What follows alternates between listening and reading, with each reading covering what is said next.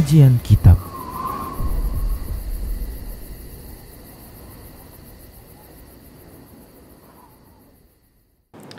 Assalamualaikum warahmatullahi wabarakatuh. Innal hamdalillah nahmaduhu wa nasta'inuhu wa nastaghfiruh wa na'udzu billahi min shururi anfusina wa sayyiati a'malina may yahdihillahu fahuwal muhtadi wa may yudlil falan tajida lahu waliyyan mursyida. Asyhadu an la ilaha illallah wahdahu la syarika lah wa ashhadu anna Muhammadan abduhu wa rasuluh alladzi la nabiyya ba'dah. Wa qala Allah subhanahu wa ta'ala, ya ayyuhalladzina amanu taqullaha haqqa tuqatih wa la tamutunna illa wa antum muslimun. Wa qala azza man qala, ya ayyuhalladzina amanu taqullaha wa qulu qawlan sadida yuslih lakum a'malakum wa yaghfir lakum dhunubakum wa may yuti'illaha wa rasulahu faqad faza fawzan 'azima. Ya ayyuhan nasu taqu rabbakum alladhi khalaqakum min nafsin wahidah wa khalaqa minha zawjaha wa batha minhuma rijalan katsiran wa nisaa'a wattaqullaha alladhi tasaaluna bihi wal arham innallaha kana 'alaikum raqiba. Amma ba'du, inastaqal hadithi kitabullah wa khairul hadi hadi Muhammad sallallahu alaihi wasallam wa syarrul umur muhdatsatuha wa kullu muhdatsatin bid'ah wa kullu bid'atin dhalalah wa kullu dhalalatin finnar. Masyaallah muslimin dimanapun Anda berada, alhamdulillah wa syukurillah, kembali kita bertemu dalam kajian menuju negeri abadi. Kajian kita sebagaimana sudah sama-sama kita maklumi, kita sudah mulai dari perjalanan setelah kematian. Kita mulai dari peristiwa alam barzakh sampai peristiwa terjadinya hari kiamat, huru-hara di padang mahsyar, hingga akhirnya titian sirat, kemudian setelah itu surga atau neraka, yaitu dua negeri abadi. Mereka yang berada di neraka, mereka yang tidak diampuni oleh Allah Subhanahu wa ta'ala, atau orang-orang yang tidak beriman kepada Allah Subhanahu wa ta'ala, maka negeri abadinya adalah neraka. Dan kita sudah berbicara, kita sudah kaji secara rinci tentang neraka. Adapun orang-orang yang menjadi penghuni surga, maka dia juga akan menjadi abadi di negerinya surga. Ikhwah azallahu wa iyyakum, di kajian lalu kita sudah bahas orang yang terakhir keluar dari api neraka, dan orang yang terakhir masuk ke surga. Dengan kisah yang Masya Allah, Rasulullah SAW menceritakan secara detail cerita seorang yang terakhir masuk ke dalam surga. Terkait dengan menuju negeri abadi, untuk kali ini kita akan bahas alladzina dakhalul jannah qabla yaumil hisab. Mereka-mereka yang masuk surga qabla yaumil qiyamah, sebelum terjadinya hari kiamat. Ini menunjukkan ikhwah pertama bahwasanya surga itu sudah ada. Ya, surga sudah ada. Dan ada makhluk-makhluk Allah yang memang pernah masuk dalam surga. Ya, sudah pernah masuk dalam surga padahal belum terjadi hari kiamat. Penulis mengatakan awwalu man dakhalal jannata minal bashar, orang yang pertama masuk surga dari kalangan manusia huwa Abul Bashar Adam. Dia adalah ayah manusia yang bernama Adam. Allah Subhanahu wa ta'ala firman dalam surah Al-Baqarah ayat 35. Wa qulna ya Adam uskun anta wa zawjukal jannah wa kula minha ragadan haitsu syi'tuma. Wa qulna ya Adam uskun anta, kami berkata, wahai Adam, tinggallah kamu dan istrimu di surga. Wa kula minha ragadan haitsu syi'tuma. Silahkan kamu makan, kamu nikmati, terserah kamu apa saja yang ada dalam surga. Itulah Nabi Adam alaihissalam, di mana Allah Subhanahu wa taala ciptakan Nabi Adam di surga.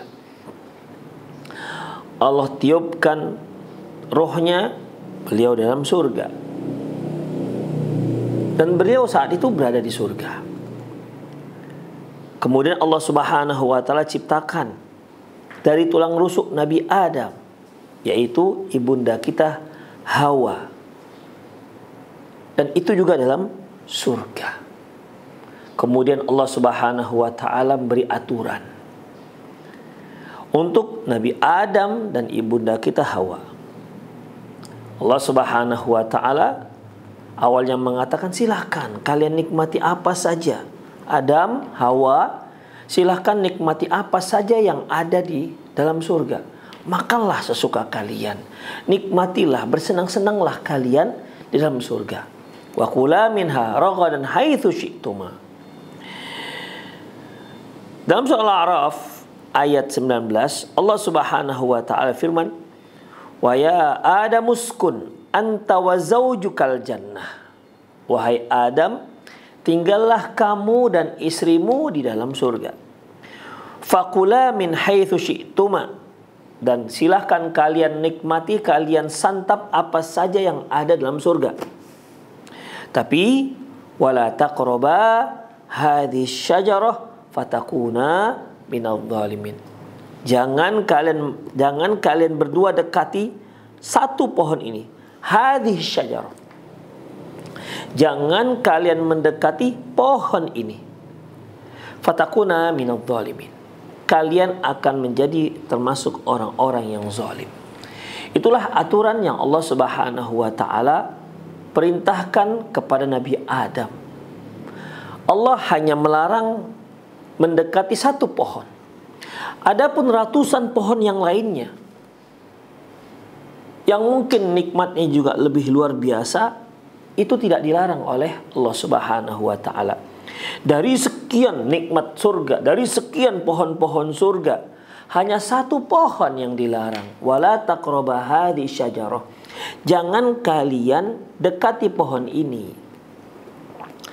Kalau sudah mendekati pohon itu saja sudah dilarang, apatah lagi makan buahnya. Demikian ikhwah. Allah Subhanahu wa taala apabila melarang manusia untuk mendekati sesuatu, itu sebuah tindakan preventif agar dia tidak jatuh pada sesuatu. Seperti misalnya perzinahan. Allah Subhanahu wa taala berfirman, "La taqrabuz zina." Jangan kalian dekati zina. Innahu kana fahishatan wa sa'a sabila. Perzinahan itu merupakan perbuatan keji dan jalan yang salah, jalan yang buruk. Allah Subhanahu wa taala sebutkan dengan wala taqrabuz zina, yang pada dasarnya dilarang berzina. Dan syariat kita apabila melarang sesuatu, maka semua jalur yang menuju sesuatu yang dilarang ini itu juga ditutup dan tidak dibolehkan. Hanya tentunya ketika seorang menempuh jalur yang ini, ya tentunya tingkat keharamannya itu tidak sama dengan larangan yang hakiki. Demikian ikhwah rahimanallah wa iyyakum. Ketika Allah Subhanahu wa taala ketika Rasulullah sallallahu alaihi wasallam mengatakan tidak boleh berzina, dan beliau juga mengatakan bahwa mata itu ada zinanya. Al-ainani tazniyan. Mata itu ada zinanya, dan zina mata adalah mendengar. Wal udhunani tazniyan. Dua telinga juga berzina, ada dosa zinanya. Dan zinanya telinga mendengar, dan seterusnya. Kemudian Rasulullah SAW menutup, wal qalbu yatamanna. Hati itu berhayal. Wal farju yusaddiq. Dan kemaluan yang membenarkannya. Artinya ketika dia sudah melihat, dia tertarik, terpesona, dia mendekat, dia dekat, kemudian dia rayu, hingga akhirnya terjadi perzinahan, maka itulah perzinahan yang hakiki. Diawali dengan perzinahan mata, telinga, dan lain-lainnya. Dan dari awal ini sudah dilarang. Demikian ikhwan, la taqrabuz zina. Jangan kalian mendekati zina. Mendekati saja tidak dibolehkan, apalagi melakukannya. Itulah sebabnya Rasulullah SAW melarang, misalnya, la yakhluwanna rajulu bi imra'atin ajnabiyyah illa thalithuhum syaitan. Janganlah salah seorang kali berdua-duaan dengan wanita yang bukan mahramnya. Tidaklah salah seorang kalian berdua-duaan dengan wanita yang bukan mahramnya, kecuali yang ketiganya pasti syaitan. Pasti syaitan. Rasulullah juga menyebutkan, li ayyuta an ra'su rajulin bi mikhyatin minal hadid khairum min ayyamusal mar'ah la tahillulah. Sungguh seorang laki-laki menyentuh wanita yang tidak mahramnya, itu sungguh lebih baik kepala seorang laki-laki ditusuk kepalanya dengan besi, paku besi, itu lebih baik ketimbang dia menyentuh wanita yang bukan mahramnya. Karena akan menjerumuskan, membawa seseorang, menghanyutkan seorang pada perzinahan. Demikian ikhwah rahimanallah wa iyyakum. Makanya Allah Subhanahu wa taala melarang, la taqrabuz zina. Semua perkara yang mendekati perzinahan itu dilarang oleh Allah Subhanahu wa taala. Memandang misalnya dilarang karena akan menjerumuskan pada perzinahan. Masyaallah muslimin rahimanallah wa iyyakum. Ketika Allah Subhanahu wa taala mengatakan innamal khamru wal maisir wal ansabu wal azlamu rijsum min amal syaitan fajtanibu la'allakum turhamun. Sesungguhnya khamr, judi, undi, nasib, kemudian berhala itu merupakan perbuatan najis, perbuatan kotor, termasuk amalan syaitan, maka jauhilah. Kata-kata jangan dekati artinya jauhi. Hanya Allah Subhanahu wa taala menyebutkan untuk zina jangan dekati, untuk khamr jauhi. Ya maknanya mirip. Ya, maknanya mirip. Kenapa demikian? Karena seorang yang mendekati yang seperti ini, dia akan terjerumus. Sampai-sampai Rasulullah SAW mengatakan, la yajlisanna ahadukum fi ma'idati yudaru fil khamr. Janganlah salah seorang kalian duduk di hidangan yang di situ ada khamr dihidangkan. Gak boleh dia duduk di situ walaupun dia tidak minum khamr. Kenapa ikhwah? Itu akan mengakibatkan, kita bisa terjerumus pada minum khamr. Makanya sejak awal sebagai tindakan preventif dari syariat, ya, saddu zara'i dari syariat, kita dilarang untuk duduk di sebuah hidangan yang di situ diedari ataupun dihidangkan khamrnya. Demikian ikhwah. Demikian juga kita dilarang duduk-duduk bersama orang-orang yang sedang mengolok-olok agama Allah Subhanahu wa taala. Demikian ikhwah, ya. Ya, kalaupun kita lupa, Allah Subhanahu wa taala mengatakan, fa imma yunsiyannaka syaitan fala taq'ud ba'da dzikra ma'al qaumidz zalimin. Kalau seandainya kalian lupa, karena kan memang kita ketika kita berada di majelis mereka yang yakhuduna fi ayatina, mereka yang mengolok-olok ayat kami, maka janganlah kamu duduk hatta yakhudu fin hadisin ghairi, sehingga mereka menukar pembahasan yang lain. Tidak dalam pembahasan, tidak dalam membicarakan mengolok-olok agama. Kalaupun ternyata kalian lupa, maka ketika kalian ingat, berangkat dari situ, beranjak dari situ. Demikian ikhwah rahimanallahu wa iyyakum. Jadi itulah syariat. Ya, itulah syariat. Dan Nabi Adam alaihissalam dalam masalah ini, Allah Subhanahu wa taala awali dengan faqula minha raghadan haitsu syi'tuma. Kalian berdua nikmati semua yang ada dalam surga. Terserah kalian nikmati apapun, tapi hanya satu, wala taqraba hadhihi syajarah. Jangan kalian dekati pohon yang satu ini. Hanya satu pohon. Ikhwah, dalam syariat kita itu ada perintah, ada larangan. Ada perintah, ada larangan. Para ulama berbeda pendapat tentang mana yang lebih mudah, antara perintah ataukah larangan. Perintah seperti aqimus shalah wa atuz zakah, kemudian hajjul bait, tegakkan salat, bayar zakat. Demikian ikhwah, ya. Artinya ada perintah. Ada perintah. Kemudian ada larangan. Ya, ada larangan seperti la taqrabuz zina dan seterusnya. Para ulama berbeda pendapat. Mana yang lebih mudah, melaksanakan perintah ataukah menjauhi larangan? Ya, yang rajih Allahu a'lam bissawab, menjauhi larangan itu lebih mudah ketimbang melaksanakan perintah. Ikhwah, kita lihat ketika Allah Subhanahu wa taala mengatakan aqimus shalah, tegakkan salat, maka sebagai konsekuensi daripada pelaksanaan ini, kita harus belajar, kita harus mengetahui bagaimana kaifiatnya, apa rukunnya, apa wajibnya, apa sunnah-sunnahnya. Karena Rasulullah sallallahu alaihi wasallam mengatakan, "Shallu kama ra'aitumuni usolli." Salatlah kalian sebagaimana kalian melihat aku salat. Jadi kita harus salat persis sebagaimana yang pernah dilakukan oleh Rasulullah sallallahu alaihi wasallam, sebagaimana yang pernah dipraktikkan oleh Rasulullah sallallahu alaihi wasallam.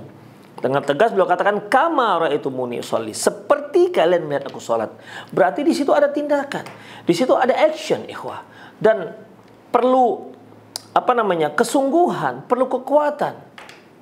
Ya, perlu kekuatan untuk melakukannya. Beda halnya dengan larangan.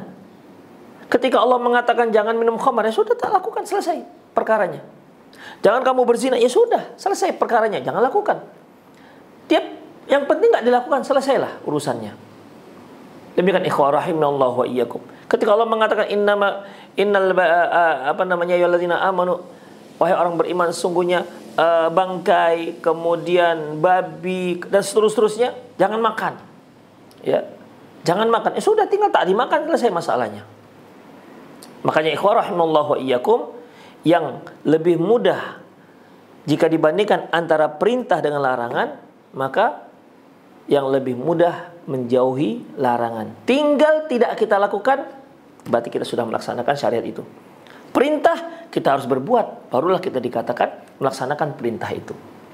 Dan Allah Subhanahu wa taala memberikan salah satu jenis syariat yang paling mudah di antara dua, antara perintah dan larangan, yaitu Allah larang.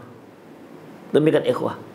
Ya, beda kalau Allah katakan makanlah pohon ini, makan buah ini, makan buah ini, dia perlu melakukannya untuk memakan. Tapi kalau wala taqrabah hadhihi syajarah, jangan kamu dekati pohon ini, sudah, tinggal jauhi saja, selesai masalahnya. Tapi begitulah ikhwah rahimanallahu wa iyyakum, walaupun larangan itu lebih mudah ketimbang perintah, ya, melaksanakan larangan itu lebih mudah ketimbang melaksanakan perintah, tapi itulah manusia. Allah Subhanahu wa taala mengatakan wala taqrabah hadhihi syajarah, jangan kalian berdua dekati pohon ini, fatakuna minadh dhalimin. Kalau kalian dekati, kalian akan termasuk orang-orang yang zalim. Allah sudah sebutkan itu ikhwah. Walakinna Adamu asa rabbahu wa biaklihi minasyajarati allati nahahu Allahu an akli minha. Akan tetapi ayah kita Nabi Adam alaihissalam mendurhakai Allah, melanggar aturan Allah dengan memakan pohon tersebut, memakan buah pohon tersebut yang memang sudah dilarang oleh Allah Subhanahu wa taala. Ya tentunya ketika memakan pohon ini harus mendekat. Ya pada saat itu tentunya Nabi Adam alaihissalam mendekati pohon tersebut. Sementara mendekati saja itu sudah dilarang. Ketika dia mendekat, maka dia pun tergoda, ingin memakan buah tersebut. Ditambah lagi dengan provokasi daripada si iblis. Demikian ikhwah, desakan-desakan ataupun bujukan-bujukan, rayuan-rayuan pada iblis yang dia bisikan kepada Adam alaihissalam. Ikhwah, fa'ahbatahu Allahu minal jannati ila daris syaqa. Akhirnya Allah Subhanahu wa taala turunkan Nabi Adam dari surga ke kampung syaqa, kampung yang sulit. Dia adalah di dunia. Demikian ikhwah. Di surga apa yang kita inginkan tidak perlu ada jerih payah.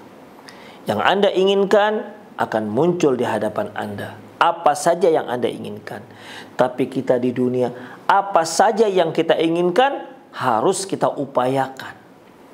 Bahkan sesuatu yang sudah ada di hadapan kita harus kita upayakan lebih lanjut hingga dia benar-benar menjadi milik kita.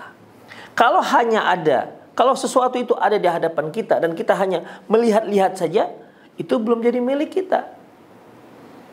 Padahal kita sangat menginginkannya dan dia sudah kita kuasai.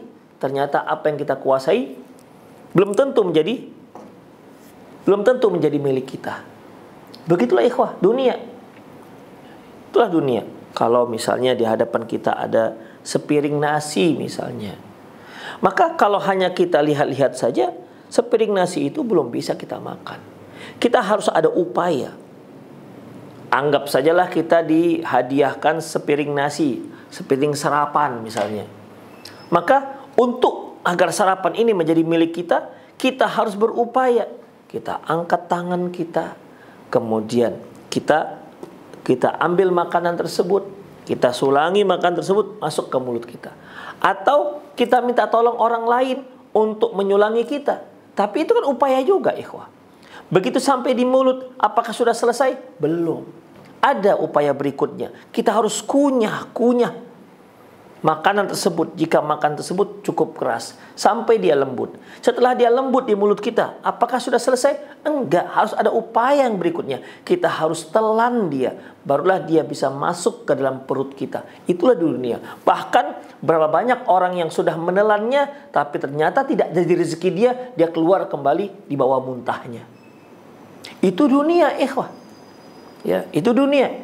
Dunia itu senang susah itu cobaan. Ya, itu merupakan sebuah cobaan. Allah Subhanahu wa taala berfirman, "Wa nabluukum bisyarri wal khair fitnah." Wa nabluukum bisyarri wal khair fitnah. Kami uji kalian dengan kebaikan, dengan keburukan. Kami uji. Yang artinya ujian itu tidak hanya kekayaan. Kemiskinan juga ujian, kekayaan juga ujian. Ujian itu bukan hanya sakit, sehat juga sebuah ujian.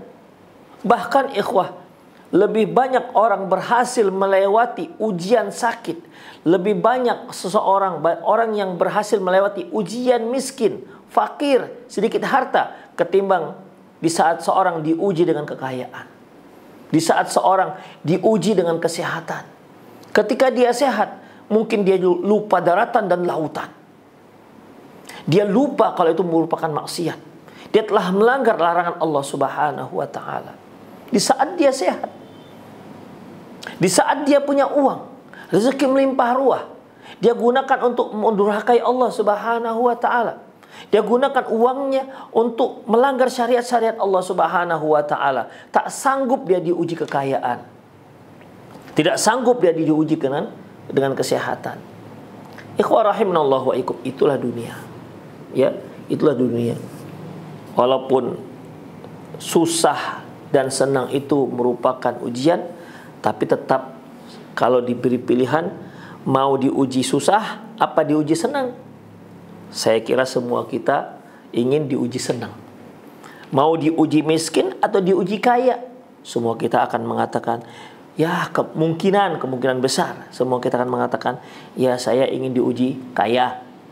Mau diuji sehat atau diuji sakit?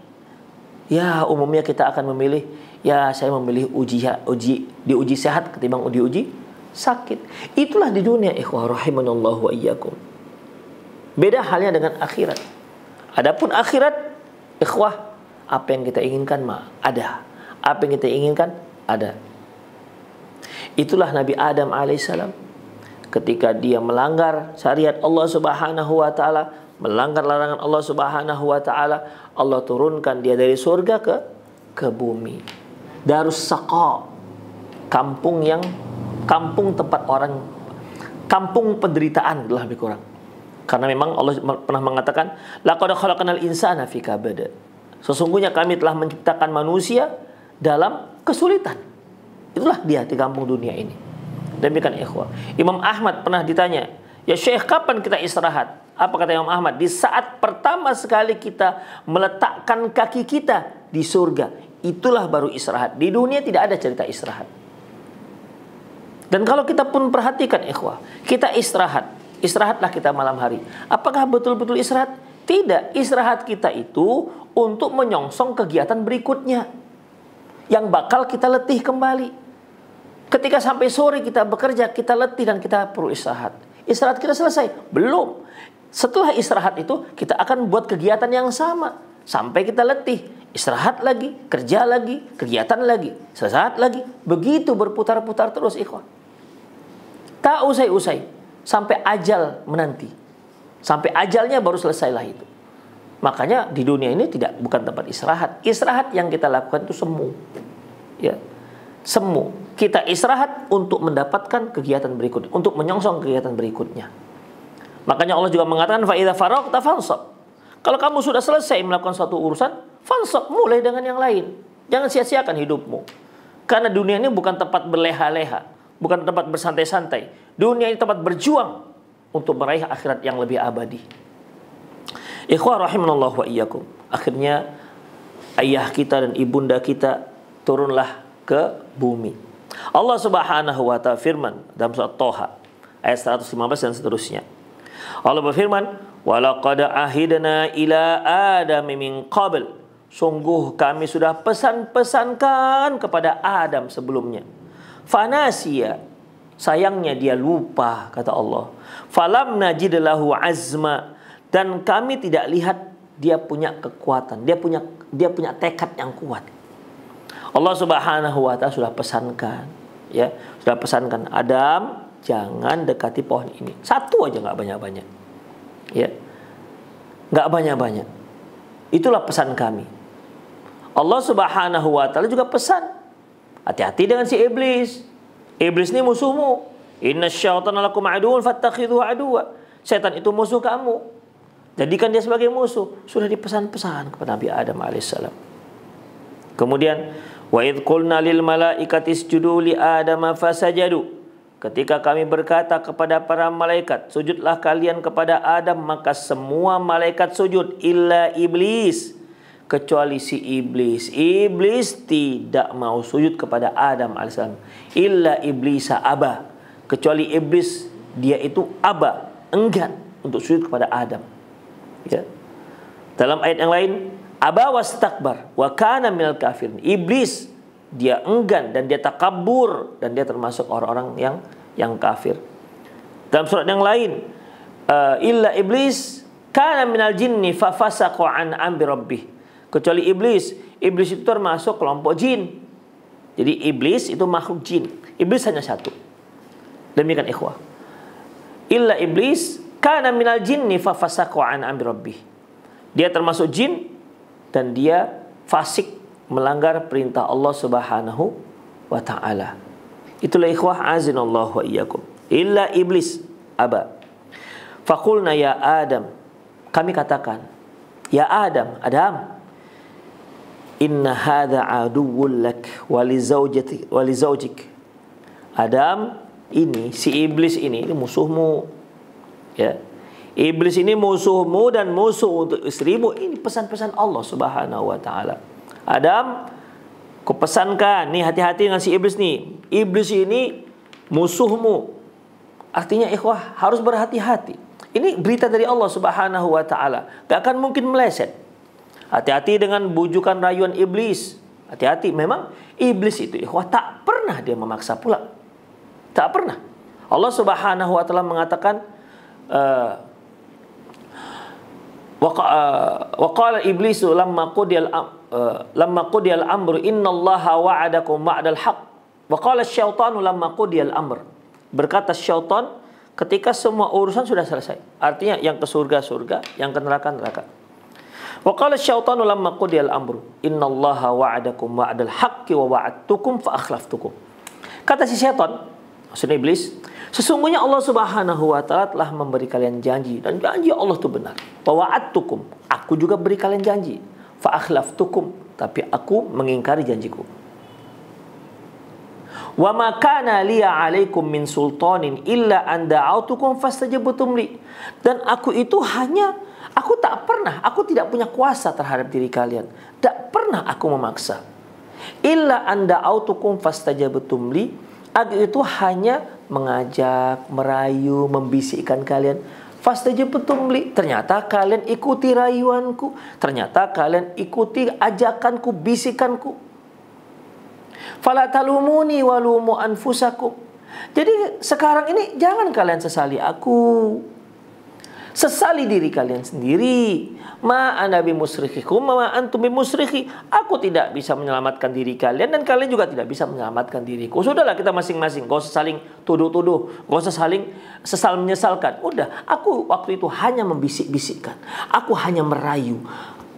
Aku hanya menggoda. Tak pernah sekalipun aku memaksa kalian. Dan memang ikhwah kan, tidak pernah. Misalnya kalau kita mau pergi ke masjid, tiba-tiba muncul iblis, jangan lewat, kalau nggak aku bacok. Kan nggak pernah ada kejadian begitu. Ya, tidak pernah ada kejadian seperti itu. Iblis itu selalu membisikkan ketika azan subuh berkumandang, hayya 'alas shalah, hayya 'alal falah, as-salatu khairum minan naum. Dia hanya membisik-bisik. Aduh, sebentar lagi lah, ngantuk, tarik selimut, bers. Akhirnya bangun 10 lewat subuh. Itu bisik-bisik. Tidak pernah dia ketika mau bangun tidur dicekeknya kita, jangan kau bangun, kalau nggak aku cekek kau. Nggak pernah ikhwah, nggak pernah ada kejadian begitu. Itulah dia. Makanya iblis mengatakan, wa ma kana li 'alaikum min sultan illa an da'autukum fastajabtum li. Aku hanya ajak, aku hanya rayu. Kalian taati, ya salah kalian sendiri. Wah, nggak dipaksa-paksa kok kalian ikut. Itulah kira-kira ikhwah. Pintar berkeliknya iblis. Pintar, iya, kalau nggak pintar nggak iblis lah mungkin namanya. Itulah ikhwah azallahu wa iyyakum. Jadi Allah pesankan, Adam, ini musuhmu ya, hati-hati dengan ini, musuhmu ini. Demikian ikhwah, walaupun dia muka berseri, lisannya sangat manis, ingat itu ada sesuatu di belakang itu. Begitulah lebih kurang ikhwah pesannya. Ya, kalau kita katakan, kalau kita berpesan pada seorang, hati-hati ini musuh kamu, jangan tergoda dengan dia, kita was-was jadinya. Kita harus siap siaga menghadapi dia. Kemudian ikhwah, fala yukhrijannakuma minal jannati fatashqa. Jangan sampai dia itu mengeluarkan kalian dari surga, fatashqa, dan kalian akan celaka. Jadi si iblis itu nggak mau dia keluar surga sendiri. Kan ketika Allah Subhanahu wa taala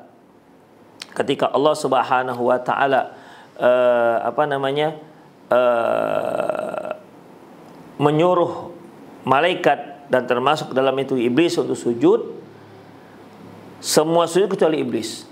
Semua sujud kecuali iblis.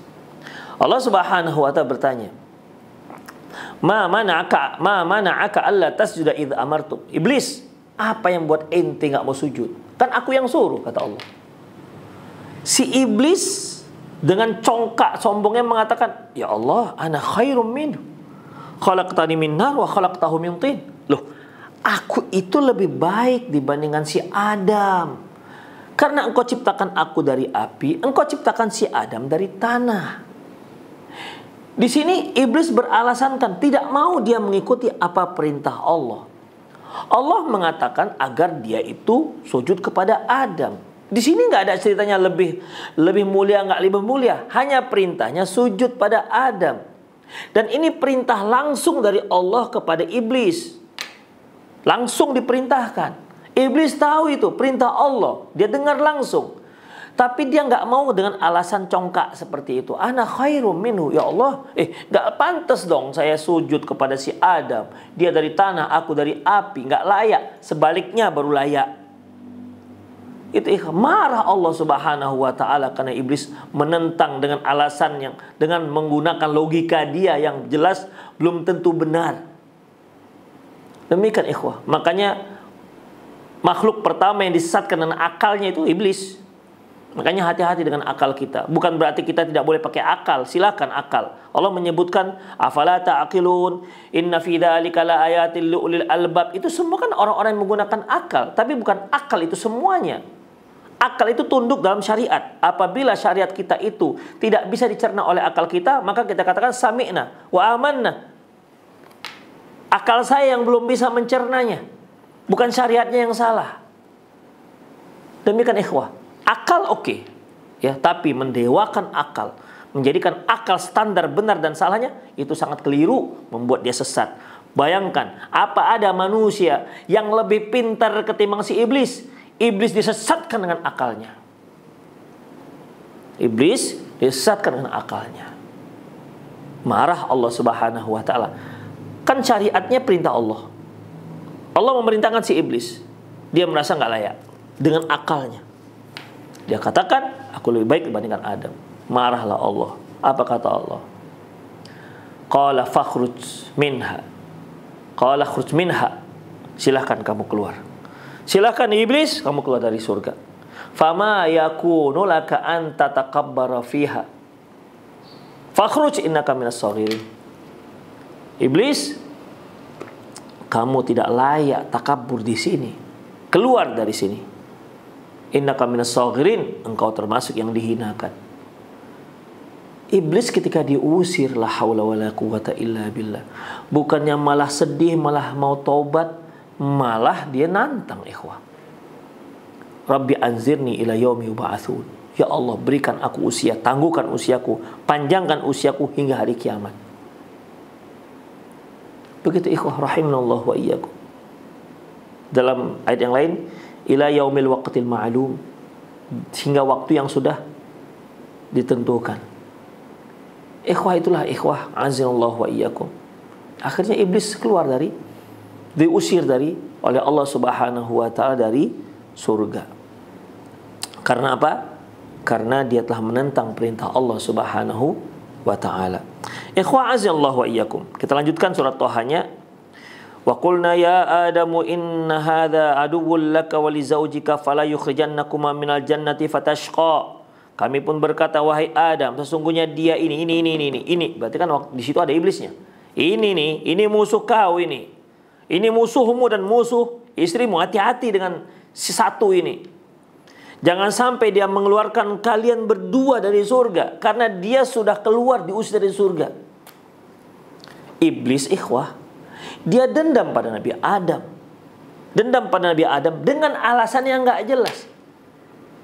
Padahal yang memerintahkan dia adalah Allah Subhanahu wa taala. Perintah sujud itu bukan request dari ayahanda kita Nabi Adam. Ya Allah, requestlah ini, tolonglah suruh tuh iblis dan para malaikat sujud. Tidak ada sedikit pun Nabi Adam request. Itu mutlak perintah Allah Subhanahu wa taala. Yang seharusnya dendamnya si iblis itu jangan kepada Nabi Adam. Nabi Adam nggak ada urusan di situ. Sama sekali nggak ada urusan, nggak ada terkait sedikit pun dengan Nabi Adam. Tapi begitulah ikhwah, kalau orang dendam, iri, dengki, tak perlu ada alasan. Iblis ini apa alasan dia? Dia iri dan dengki. Nabi Adam nggak salah. Siapapun yang melihat kronologi ceritanya, dia akan mengatakan Nabi Adam yang salah. Demikian. Tidak ada kesalahan di situ. Dan sedikit pun tidak ada hubungan dengan Nabi Adam. Perintah sujud kepada Adam sedikit pun tidak ada hubungan dengan Nabi Adam. Itu mutlak perintah Allah Subhanahu wa ta'ala. Tapi iblis kepada siapa marahnya? Kepada Nabi Adam. Lebih celakanya lagi ikhwah, dia marahnya bukan hanya Nabi Adam, ke semua anak cucu-cucunya. La haula wala quwata illa billah. Padahal waktu itu yang dia hadapi hanya Nabi Adam dan Hawa. Kita belum bangun, kita belum lahir. Tapi dendamnya sampai ke anak cucu Nabi Adam sampai akhir zaman. La haula wala quwata illa billah. Begitulah ikhwah upaya si iblis. Sampai si iblis mengatakan, qala fa bi'izzatika la aq'udanna lahum siratal mustaqim.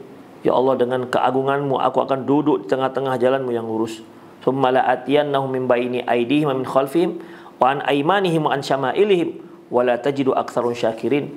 Engkau akan lihat, aku akan duduk di tengah-tengah jalanmu yang lurus. Tsumma la atiyannahum min baini aydihim, aku akan datangi mereka dari depan, ku goda mereka dari depan. Tak bisa dari depan. Wa min khalfihim, dan dari belakang. Wa an aimanihim wa an syama'ilihim, dari sebelah kanan dan sebelah kiri. Wal tajidu aktsarum syakirin, engkau akan lihat gak banyak mereka yang bersyukur. Itu ikhwah, komitmen si iblis. Dalam ayat yang lain, dalam ayat lain, la ughwiyannahum ajmain, kukan sesatkan semua mereka. Ikhwah, pada waktu itu hanya ada 2, tapi dia dengan komitmennya, ya, dia menyebutkan semua akan kusesatkan. Berarti semua anak-anak Adam akan disesatkan oleh iblis. Kemudian ikhwah rahimanallah wa iyyakum, itu pesan-pesan Allah Subhanahu wa taala kepada Nabi Adam. Hati-hati dengan si iblis ini, dia musuh. Dia sudah keluar. Dan dia merasa penyebab dia keluar dari surga itu gara-gara kamu, Adam. Makanya hati-hati. Hati-hati dengan si iblis. Ini musuhmu. Jangan sampai kamu ikut keluar bersama dia karena engkau mendurhakai Allah Subhanahu wa taala. Innalaka alla tajua fiha wala ta'ra. Karena di surga kamu takkan pernah lapar, wala ta'ra, dan tidak akan pernah telanjang. Artinya sepanjang kamu di surga kamu akan tetap berpakaian. Tidak ada pakaian yang harus diganti. Karena pakaian tetap wangi, tetap baru terus. Itulah pakaian di surga. Demikian ikhwah, kamu tidak akan pernah merasa lapar. Apa saja yang kamu inginkan, kamu akan dapati. Wa fiha ma tashtahihil anfus. Di surga itu apa saja yang kita ingini muncul. Apa saja yang kita ingini muncul. Kalau di dunia kita ingin rambutan misalnya, panjat rambutan. Atau minimal kita pergi ke kedai yang jual rambutan. Tapi kalau di surga, ketika kita ingin buah-buahan, buahan itu yang datang mendekat. Sebagaimana disebutkan dalam surah Ar-Rahman. Begitulah ikhwah rahimanallahu wa iyyakum. Allah katakan innalaka alla tajua fiha wa la ta'ra. Adam, kamu tidak akan pernah lapar di sini dan tidak akan pernah telanjang. Wa innaka la tadma'u fiha wa la tadha. Kamu di sini tak akan pernah merasa kehausan. Wa la tadha, dan tidak akan pernah merasa kepanasan karena kena matahari. Fawaswasa ilaihi syaitan. Akhirnya syaitan mulai mewaswasi Nabi Adam alaihissalam, mulai menggoda-goda. Wa qala, apa waswasnya? Ya Adam, hal adulluka ala syajaratil khuldi wa mulkin la yabla. Maukah engkau aku tunjukkan satu pohon keabadian. Khuldi itu kan pohon apa? Keabadian. Hal adulluka ala syajaratil khuldi wa mulkin la yabla. Maukah engkau aku tunjukkan satu pohon, sebatang pohon khuldi.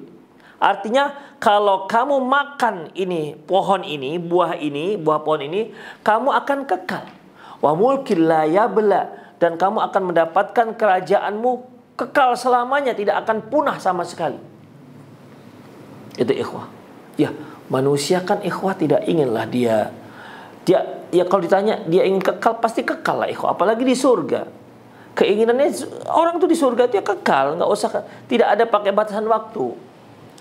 Iblis melihat bahwasanya tabiat manusia itu suka kekal, suka kalau dia di dunia inginnya berumur panjang, nah, kan gitu ya.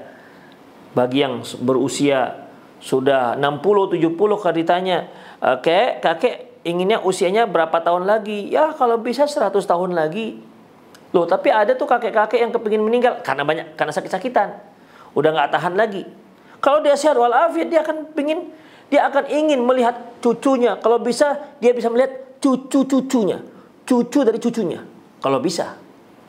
Itu ikhwah. Manusia kalau diberi kesempatan untuk tidak meninggal, tak mau dia meninggal. Itu ikhwah rahimanallahu wa iyyakum. Pertama, karena apa? Karena dia belum siap meninggal, karena dia tahu di seberang kematian di sana ada tanggung jawab yang besar. Beda halnya kalau dia sudah dapat jaminan masuk surga. Oh, ngapain kita di dunia ini kalau sudah kita mendapat jaminan masuk surga? Mati sekarang juga nggak ada masalah. Tapi jelas ya masuk surga. Nah, demikian. Jelas masuk surganya.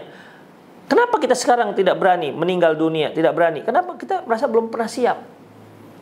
Demikian ikhwah. Sebagaimana sabda Nabi sallallahu alaihi wasallam, "Man ahabban nas liqa Allah, ahabballahu liqa'ah. Wa man kariha liqa'an wa man kariha liqa Allah, kariha Allah liqa'ah." Barang siapa yang suka bertemu dengan Allah, maka Allah pun suka bertemu dengan dia. Dan barang siapa yang tak suka bertemu dengan Allah, maka Allah pun tak suka bertemu dengan dia.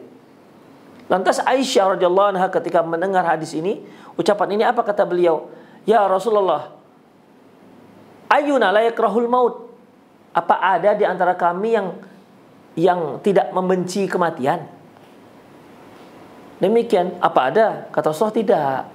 Ya, tidak begitu, tidak sebagaimana yang kau ingin, yang maksud, yang kamu pahami. Berarti kan ikhwah rahimallahu wa iyyakum, seorang istri Rasulullah SAW pun menyatakan dia belum siap untuk meninggal. Karena apa? Karena dia merasa bekalnya belum siap. Begitu ikhwah. Memang orang-orang soleh itu merasa belum siap selalu. Dia berusaha untuk memperbanyak. Demikian ikhwah. Justru orang-orang yang tak soleh itu yang merasa santai-santai saja. Demikian ikhwah. Orang-orang soleh itu, kalaupun usianya Allah panjangkan, dia ingin isi usia itu dengan kebaikan demi kebaikan. Itulah ikhwah rahimallahu wa iyyakum. Kata Rasulullah, oh enggak begitu maksudnya Aisyah. Maksudnya itu, apabila seorang inna bani Adam idza adbara minad dunya wa aqbala ilal akhirah. Apabila seorang manusia itu di saat dia mau meninggalkan dunia, mau menuju akhirat, ya, maka malaikat akan datang. Sesungguhnya Allah Subhanahu wa taala akan memberimu keampunan, akan memberimu keridhaan, maka tidak ada yang lebih dia sukai pada saat itu selain kematian. Karena dia tahu kalau dia mati dia dapat ridhaan Allah Subhanahu wa taala. Kalau dia meninggal akan dapat keampunan dari Allah Subhanahu wa taala. Kalau dia meninggal akan mendapatkan kemuliaan dari Allah Subhanahu wa taala. Demikian ikhwah. Itulah dia. Jadi dalam masalah ini, ya. Nah, iblis masuk dari sesuatu yang disukai oleh manusia. Apa itu? Panjang umur. Nah, dia. Kalau kita kan inginnya panjang umur, mudah rezeki, di akhirat masuk surga, kan gitu inginnya kita. Itulah ikhwah rahimanallahu wa iyyakum. Tahu setan ini apa kesukaannya, kesukaan Nabi Adam. Karena itu perkataan iblis, bahkan dalam ayat yang lain, faqasamahuma inni lakuma laminan nasihin. Bahkan si iblis berani bersumpah sama Allah, ya demi Allah Dam, aku itu hanya sekedar memberimu nasihat. Nggak ada keinginan apa-apa, tulus. Demi Allah, nggak ada, hanya sekedar nasihat. Iblis, mana ada mungkin dia beri nasihat. Kalaupun dia ingin membuka satu pintu kebaikan demi menutup pintu kebaikan yang banyak, itu dia ikhwah. Atau ingin menjerumuskan kepada dosa yang lebih besar dibandingkan kebaikan yang dia inspirasikan. Akhirnya ikhwah rahimanallahu wa iyyakum, fa akala minha fabadat lahuma sawatuhuma wa tafiqa yaksifani alaihima min warqil jannah wa asa adamu rabbahu faghawa. Akhirnya Nabi Adam dan ayah bunda kita Hawa tergoda oleh syaitan. Akhirnya mereka pun makan pohon ini, makan buah pohon ini. La haula wala quwata illa billah. Demikian ikhwah. Padahal Allah mengatakan tadi la taqraba, jangan kalian dekat. Ini bukan lagi dekat. Karena dia sudah dekat dia akan terjerumus. Maka Nabi Adam dan Hawa, ayah anda dan bunda kita, makan pohon ini. Makanya ikhwah, yang menamakan buah yang dimakan oleh Nabi Adam itu buah khuldi, itu yang ngasih nama itu iblis. Kita jangan ikut-ikutan ngasih nama itu. Buah khuldi itu buah keabadian. Ini buah abadi Dam. Kalau kamu makan kamu akan abadi. Itu iblis yang ngasih nama supaya Nabi Adam itu lupa. Ya, lupa. Makanya dalam syariat kita ikhwah rahimanallahu wa iyyakum, ya, tidak boleh kita rubah-rubah nama-nama yang sudah dinamakan oleh Allah Subhanahu wa taala. Satu profesi, satu perkara yang dilarang oleh Allah, misalnya pelacuran. Ya katakan saja itu pelacur, sudah. Karena kalimat pelacur itu mengandung makna yang buruk. Demikian, jangan dikatakan pejuang rumah tangga, kupu-kupu malam, dukun. Katakan dukun, sudah. Jangan katakan paranormal. Kok jadinya menjadi sesuatu yang soft begitu? Ya katakan dukun. Demikian, tidak usah dirubah-rubah. Karena kalau dirubah-rubah namanya, kesannya nanti menjadi lebih soft, lebih halus, lebih lembut. Padahal dosa besar. Demikian ikhwah rahimanallahu wa iyyakum. Ini iblis nih menukar nama pohon terlarang dengan nama pohon khuldi hingga Nabi Adam dan Hawa lupa dengan pesan Allah Subhanahu wa taala. Akhirnya ketika mereka menyantap buah ini, maka hilanglah pakaian mereka, terbuka aurat mereka, maka mereka pun cepat-cepat membuka aurat, menutup aurat mereka dengan dengan menutupnya dengan daun-daun surga. Fa asa Adamu rabbahu faghawa, dan akhirnya Nabi Adam telah durhaka kepada Allah, wa ghawa, dan dia pun sesat gara-gara si iblis. Demikian ikhwah. Makanya hati-hati. Inilah orang yang pernah masuk surga sebelum hari kiamat. Ayahanda kita Nabi Adam alaihissalam dan ibunda kita Hawa. Itu ikhwah. Kemudian siapa lagi yang pernah masuk surga sebelum hari kiamat? InsyaAllah akan kita bahas pada kesempatan berikutnya. Demikian aku qouli hadza wastaghfirullah li wa lakum wa lisairil muslimin innahu wal ghafurur rahim. Nah.